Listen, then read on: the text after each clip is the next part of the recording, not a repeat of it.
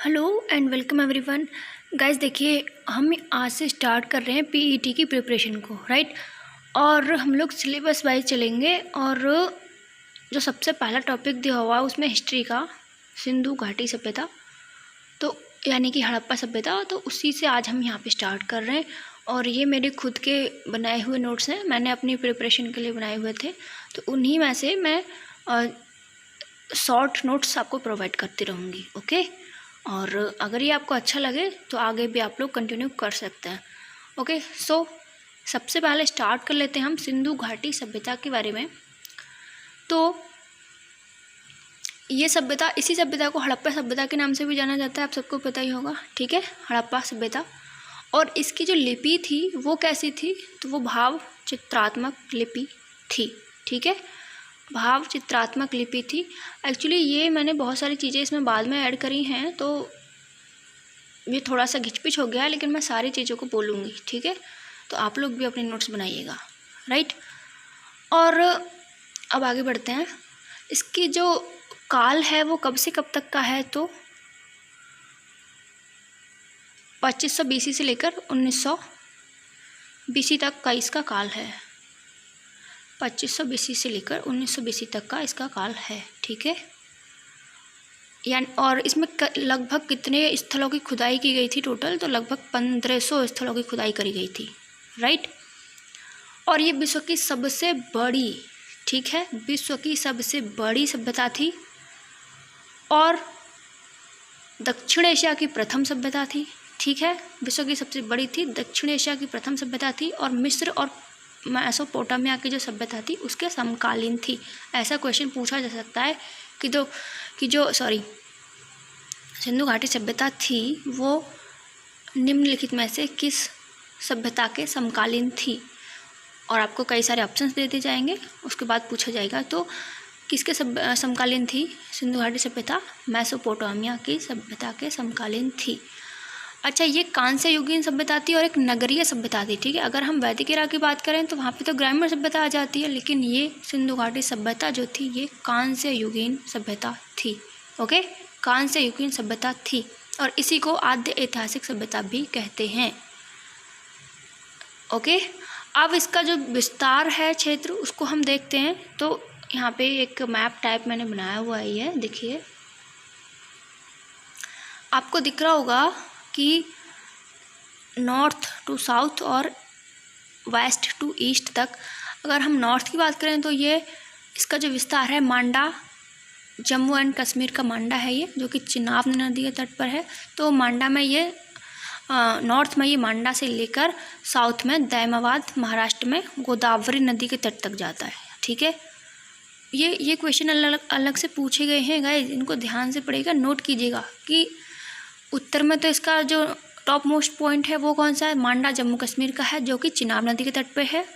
और south most point कौन सा है इसका, तो दैमाबाद है, जो कि महाराष्ट्र में है और गोदावरी नदी के तट पर है। एक एग्जाम में तो ये पूछा गया था कि दैमाबाद जो सिंधु घाटी सभ्यता का स्थल है वो कौन से राज्य में है। तो बहुत सारे क्वेश्चन इनमें से बनेंगे आपके एग्जाम में, ध्यान से पढ़िए, ठीक है। तो ये कहाँ हो गया, गोदावरी नदी के तट पे हो गया। उसके बाद वेस्ट में अगर हम देखें तो वेस्ट में ये सुतकांगेडोर पाकिस्तान में चला जाता है। और ये द्रास नदी आपने सुना होगा, ये थोड़ा सा मिस्टाइप हो गया है, दास नदी लिख गया यहाँ पे, तो द्रास नदी है ये। और कहाँ है ये, तो सुतकांगेडोर पाकिस्तान में है, वेस्टर्न पॉइंट है इसका। और आलमगीर, ये वाला क्वेश्चन भी पूछा गया था कि आलमगीर जो सिंधु घाटी सभ्यता का स्थल है कहाँ पे है, तो यूपी के मेरठ में है। और कौन सी नदी के तट पे है, तो हिंडन नदी के तट पे है ये, राइट। अब चारों के चारों पॉइंट्स आपको यहाँ पे पता चल गए हैं, नॉर्थ, साउथ, वेस्ट और ईस्ट। अब इसका जो क्षेत्रफल है वो 12,99,600 वर्ग किलोमीटर है, ठीक है। और इसका जो, अगर हम इसका जो आकृति आपसे पूछें तो ये त्रिभुजाकार आकृति में है, ठीक है, त्रिभुजाकार आकृति में है ये। अब थोड़ा सा आगे चलते हैं, तो आगे हम इसकी विशेषताओं की बात करेंगे। सिंधु नदी घाटी की जो विशेषताएं थी, अब उनके बारे में हम यहाँ पे बात करेंगे। तो सबसे पहली विशेषता है कि आपको समझ तो आ रहा होगा ना, ये थोड़ा घिचपिच है, लेकिन मैं जो बोल रही हूँ उसको प्लीज़ ध्यान से सुनिएगा, क्योंकि बाद में भी हम इन नोट्स में कुछ ना कुछ ऐड करते रहते हैं तो घिचपिच हो ही जाती है, ठीक है। पहले तो हम ऐसे नोट्स बनाते हैं कि एकदम सुंदर सुंदर से, लेकिन बाद में जब फिर ऐड करते रहते हैं उन्हीं में छोटी छोटी चीज़ें, तो घिचपिच हो ही जाती है। ठीक है। अब इसकी विशेषताओं की बात करें हम, तो नगर की जो सड़कें थीं ये नगरीय सभ्यता थी, आपको पता है। एक बार फिर से रिवीजन कर लेते हैं ऊपर वाला बिना देखे। एक तो ये नगरीय सभ्यता थी, कांस्य युगीन सभ्यता थी, और दक्षिण एशिया की सबसे प्रथम सभ्यता थी, और जितनी भी सभ्यताएं हैं उनमें सबसे बड़ी थी। ठीक है। और समकालीन कौन सी की थी, तो जो मेसोपोटामिया की सभ्यता है उसके समकालीन थी। अच्छा, मेसोपोटामिया की सभ्यता में जो सिंधु घाटी सभ्यता है उसको कहते क्या हैं, तो मेलुहा। ठीक है, मेलुहा बोलते हैं उसको। और जो टॉप मोस्ट पॉइंट है ऊपर नीचे, आई मीन साउथ नॉर्थ और ईस्ट वेस्ट के, कौन कौन से हैं, मांडा, दाइमाबाद, सुतकांगेडोर और आलमगीरपुर। राइट, इतना हो गया, यही पढ़ा था हमने ऊपर। अब हम इसकी विशेषताओं के बारे में बात कर लेते हैं। तो नगर की जो सड़कें हैं वो एक दूसरे को समकोण पे काटती हैं। ठीक है, नगर की सड़कें एक दूसरे को समकोण पे काटती हैं, और जो सड़कें हैं ना वो कच्ची सड़कें हैं। ठीक है, सभ्यता नगरीय है, लेकिन जो नगरों की जो सड़कें हैं एक दूसरे को समकोण पर काटती हैं, लेकिन सड़कें जो है कच्ची हैं। जबकि जो मोहनजोदड़ो शहर है उसमें पक्की सड़कें हैं। ठीक है, मोहनजोदड़ो कहाँ है एट प्रेजेंट, तो ये पाकिस्तान के सिंध प्रांत में है। ओके, पाकिस्तान के सिंध प्रांत में है। और दूसरी चीज़ कि जो धौलावीरा था वो यहाँ पे एक ऐसा नगर है जो 3 इकाइयों में बटा था। अच्छा, ऊपर एक चीज़ रह गई है, उसको हम देख लेते हैं, थोड़ा सा बाद में मैंने ऐड किया था उस चीज़ को। तो देखो, ये नगर विभाजन की बात कर रहा है यहाँ पे। जो नगरों का विभाजन है सिंधु घाटी सभ्यता में, तो वो 2 प्रकार से हुआ है, मतलब 2 तरीके से रहते थे वहाँ पे। एक तो पश्चिम में बना हुआ था और एक पूर्व में बना हुआ था। पश्चिम में जो बना हुआ था, नगर बने हुए थे, मतलब नगरों का विभाजन पश्चिम और पूर्व में था। पश्चिम में जो बना हुआ था, शासक जो रहता था वहाँ पे, मतलब जो शासक वर्ग था वो रहता था, और इसको गढ़ी दुर्ग कहते थे, और ये ऊंचाई पे बना हुआ था। ठीक है, ऊंचाई पे बना हुआ था। और पूर्व में जो था वो नीचे बना हुआ था, और इसमें कामगार वर्ग, श्रमिक वर्ग इसमें रहता था। ठीक है, पूर्व पश्चिम में विभाजन था। पश्चिम में शासक वर्ग रहता था, गढ़ी दुर्ग जिसको बोलते थे, और पूर्व में कामगार वर्ग यानी कि निचला वर्ग रहता था। इस प्रकार से 2 तरीके से विभाजन हो गया। लेकिन धौलावीरा एकमात्र ऐसा नगर था, धौलावीरा यहाँ पे एकमात्र ऐसा नगर था जो 3 इकाइयों में बटा हुआ था। ठीक है, जो 3 इकाइयों में बटा हुआ था, और यहाँ पे दक्षिण में भी आवास थे। वहाँ पे तो पश्चिम और पूर्व में थे बस, वैसे तो सारे में, लेकिन धौलावीरा एकमात्र नगर है जो 3 इकाइयों में बटा हुआ है, और इसमें दक्षिण में भी आवास है।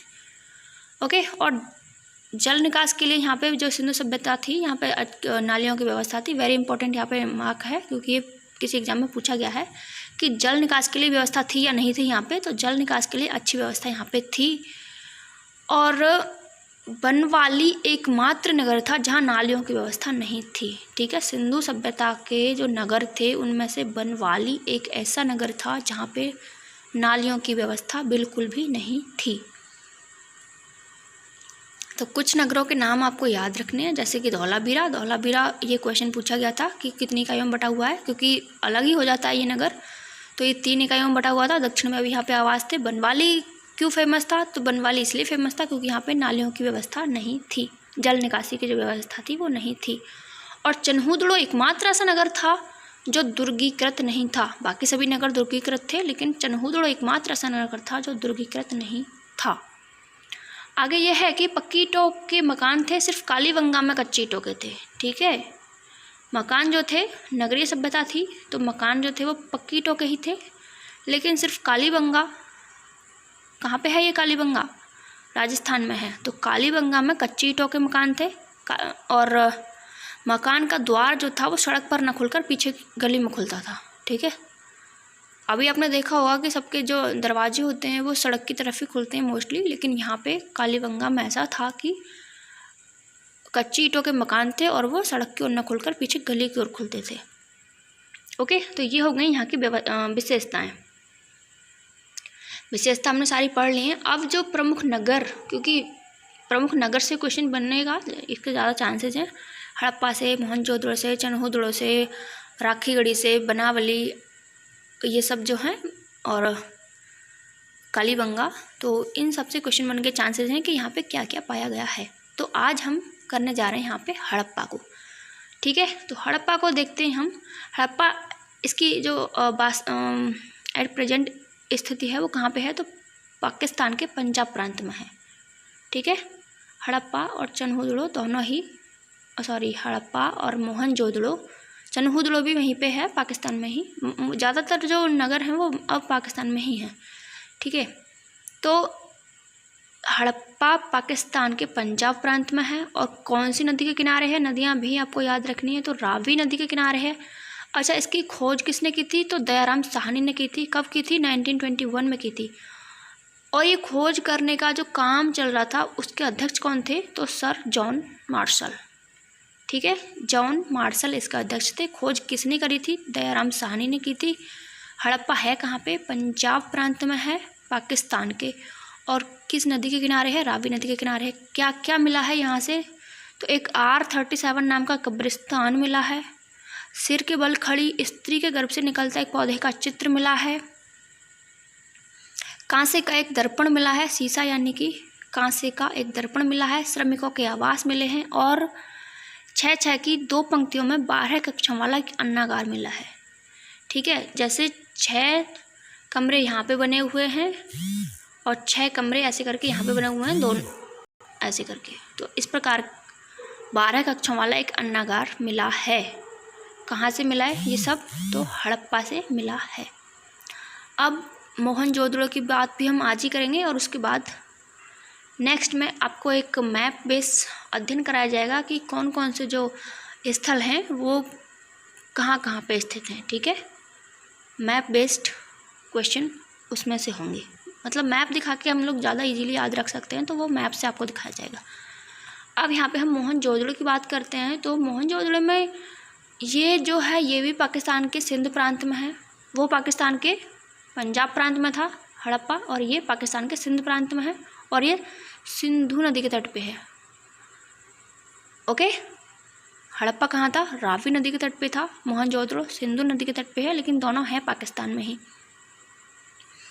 और मोहनजोदड़ो एवं हड़प्पा पक्की ईंटों के बने हैं, बाकी कच्ची ईंटों के। ठीक है, जो नाम ज़्यादा फेमस है उन्हीं को आप समझिए कि वहाँ वो ज़्यादा विकसित थे, सारी सुख सुविधाओं से लैस थे, ऐसे करके आप समझ सकते हैं। अच्छी मकान बने हुए थे वहाँ पे, अच्छी ईंटों के बने हुए थे, सारी जल निकासी की भी व्यवस्था थी। ठीक है, तो ये सब, और मकान पक्की ईंटों के बने थे, बाकी के कच्ची ईंटों के थे। और ईंटों का जो आकार, एक एग्ज़ाम में जो UP PCS लेवल का एग्ज़ाम था, तो उसमें ईंटों का आकार भी पूछा गया था। 4:2:1 का ईंटों का आकार था। राइट, अब यहाँ पे खोजकर्ता कौन थे मोहनजोदड़ो के, तो ये राखालादास बनर्जी थे। राखालादास बनर्जी। कब हुई थी खोज, तो 1922 में इसकी खोज हुई है। क्या क्या साक्ष्य यहाँ से प्राप्त हुए हैं, विशाल स्नानागार। ठीक है, ये क्वेश्चन पूछे जाते हैं, बहुत इंपॉर्टेंट है कि मोहनजोदड़ो से क्या क्या प्राप्त हुआ है। तो विशाल स्नानागार प्राप्त हुआ है, तराजू प्राप्त हुई है, और ये बाद में ऐड किया था मैंने ये सब। तो गैंडा, भैंसा, हाथी, व्याघ्र, पशुपति शिव और हिरण, ये सब मूर्ति भी वहाँ से मिली हैं। पशुपति शिव तो बहुत फेमस मूर्ति है वहाँ की, तो ये सब यहाँ से मिले हैं। और अन्नागार, अन्नागार की तो बात ये है कि अन्नागार तो यहाँ का सबसे बड़ा है, मोहनजोदड़ो की सबसे बड़ी इमारत है ये। लेकिन मोहनजोदड़ो के साथ साथ ये सिंधु सभ्यता की ही सबसे बड़ी इमारत है। ठीक है, अन्नागार सिंधु सभ्यता की सबसे बड़ी इमारत है, और मोहनजोदड़ो में है, तो मोहनजोदड़ो की भी बड़ी इमारत हुई। ठीक है, और क्या क्या मिला यहाँ से, तो बुना हुआ सूती कपड़ा मिला है, बुना हुआ सूती कपड़ा, और 10 इंच लंबी कांसे की नर्तकी की मूर्ति मिली है।